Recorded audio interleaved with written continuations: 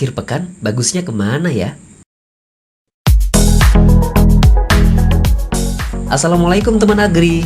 Kembali kita berjumpa dengan suasana yang tentunya semakin asik, semakin seru, dan tentunya semakin menarik.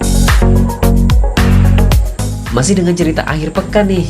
Bagi teman Agri, khususnya masyarakat Kabupaten Sintang yang sampai saat ini masih bingung mau mengisi akhir pekannya kemana, sudah pasti agrowisata jawabannya. Teman Agri tahu kan kalau agrowisata adalah tempat wisata yang terbilang baru nih di Kabupaten Sintang. Selain baru, letak dari wisata ini terbilang tidak jauh kok dari kota Sintang, sehingga tempat ini bisa teman Agri kunjungi kapanpun. Jika teman Agri berangkat dari kota Sintang, jarak tempuh yang akan dilalui yaitu berkisar antara 10 hingga 15 menit saja.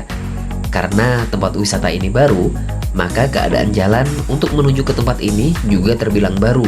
Sebagian ada yang sudah beraspal dan sebagiannya lagi masih keadaan jalan tanah, sehingga akan sedikit becek jika terjadi hujan dan sedikit berdebu jika cuaca cerah. Hampir setiap harinya tempat wisata ini dikunjungi oleh pengunjung, baik dari dalam kota maupun luar kota.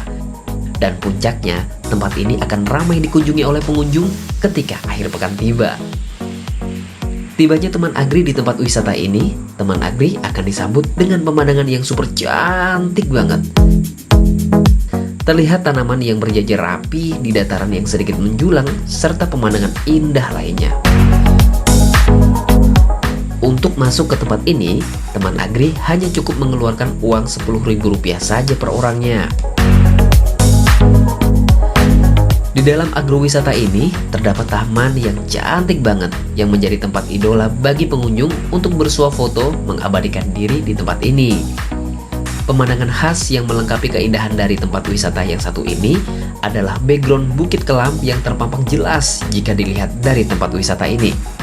Koreo info nih teman Agri, kalau Bukit Kelam adalah sebongkah batu raksasa monolit dengan ketinggian 1002 meter di atas permukaan laut yang terletak tidak jauh dari kota Sintang.